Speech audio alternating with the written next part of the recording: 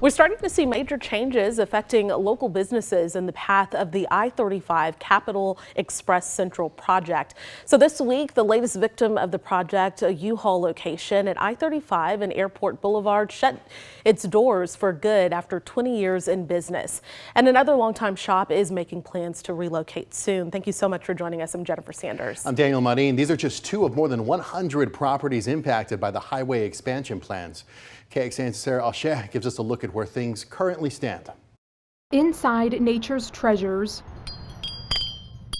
around every corner, a unique rock or crystal. This business, an Austin staple that's been around for nearly 25 years. But this local gem will one day turn to gravel, torn down as a result of the I-35 Capital Express Central project. They had to annex a portion of our property. And so at that time, we decided, well, we can't operate our business with just 2/3 of the property. It's one of 107 other residential and commercial properties facing displacement due to the interstate's expansion. Moving 14,000 square feet of rocks and small mineral specimens that are fragile and jewelry and all of those different types of things definitely takes a lot of work. Just this week, this U-Haul location near Airport Boulevard closed its doors as a result. TxDOT told KXAN preparation started for the demolition of the Martin Luther King Jr. Boulevard Bridge. Crews will remove the north side of the bridge for reconstruction in the next month or so, taking about 8 months to complete. General Manager Michael Kallstrom says thankfully TxDOT is flexible with them on their move-out date as they transition into a new space. Our build has kind of been where we've seen the most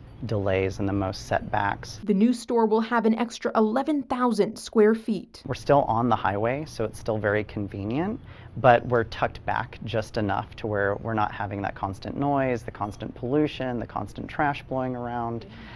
We have a huge green space, so we have a lawn, we have trees. Sarah Alsheh, KXAN News. And Nature's Treasures got word this morning that their new building is going to be completed by the end of this month. Going in depth, while TxDOT works to expand I-35, the city of Austin is trying to build over it. We've told you about the caps and stitches. They're going to look like parks and green spaces and walking paths going over and in the middle of the new highway, but they are going to be expensive to build. To get everything the city wants, it's going to cost more than $1 billion, and that does not include the cost of maintaining the spaces. On today's episode of Inside Austin's Agenda over on KXAN Plus, host Grace Reeder talked to City Council member Mike Siegel about the cost.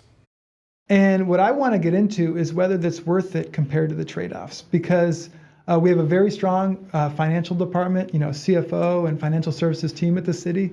And what they're telling us is that we can only ask for so much in bond dollars before our credit rating goes down and the price of debt goes up, basically. And so every $100 million that we dedicate to the cap and stitch is instead of something else that we might need. So right now, the city of Austin is waiting to see if a $100 million grant previously approved by the federal government for the project is still available. The city would still owe more than $1 billion, though, and would likely need to go to voters for that money.